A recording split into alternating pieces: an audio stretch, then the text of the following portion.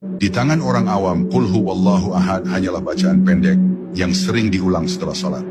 Namun di tangan para wali dan ahli makrifat, ia menjadi senjata gaib yang tak tertandingi.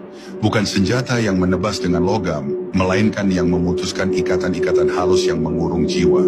Para arif menyebutnya tameng dari cahaya, yang dapat mematahkan serangan dari dimensi yang tidak dapat ditangkap mata. Konon, setiap kali ayat ini dibaca dengan niat murni, cahaya yang keluar darinya membentuk perisai tak kasat mata, memantulkan segala niat jahat, baik dari manusia, jin, maupun bisikan setan yang merayap di kegelapan. Ada kisah dari seorang mursyid tua yang tinggal di gurun, yang pernah diserang oleh makhluk gaib di tengah malam. Ia tidak bergerak, tidak mengangkat tangan, hanya menutup mata dan membisikkan Qul huwallahu ahad 3 kali.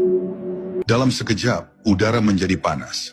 Tanah bergetar, dan bayangan-bayangan hitam yang mengelilinginya menghilang seolah ditelan bumi.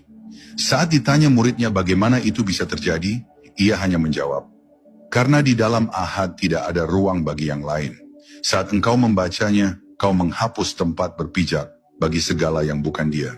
Kalimat itu tetap menjadi teka-teki, tapi murid-muridnya tahu, ia berbicara tentang kekuatan yang tidak berasal dari dirinya sendiri. Rahasia ini bukan mitos belaka.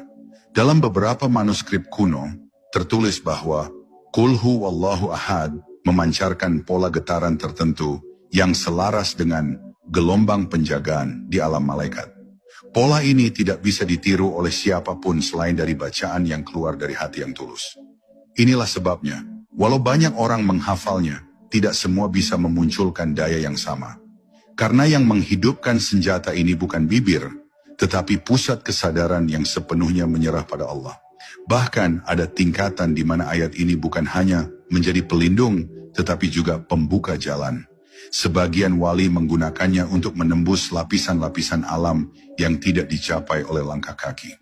Dalam keadaan zikir yang dalam, mereka membaca Qul huwallahu ahad hingga seluruh kesadarannya larut, lalu mendapati dirinya berada di ruang yang asing, sunyi tapi penuh cahaya. Mereka tidak pernah menjelaskan tempat itu secara rinci, hanya mengatakan bahwa di sanalah segala doa yang tulus disampaikan langsung kepada pemilik segala waktu. Dunia di balik dunia. Namun semua ini hanya menjadi cerita kosong jika engkau membacanya sekadar untuk mencoba-coba. Karena Qul huwallahu ahad tidak tunduk pada keinginan manusia yang bermain-main dengan rahasianya. Ia hanya membuka kekuatannya bagi hati yang memanggilnya dengan rasa takut sekaligus cinta. Dan ketika pintu itu terbuka,